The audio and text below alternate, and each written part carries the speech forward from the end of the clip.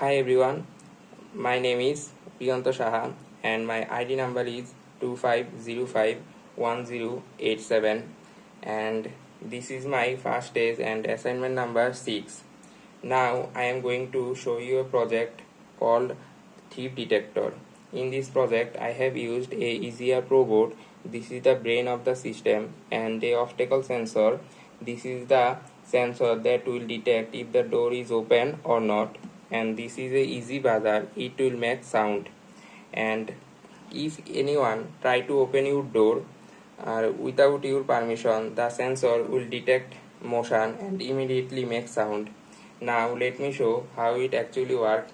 If I open the door, you can hear the buzzer is making sound, and if I again close the door, the buzzer is not making any sound, and that's how you can easily know if anyone try to enter your house without your permission.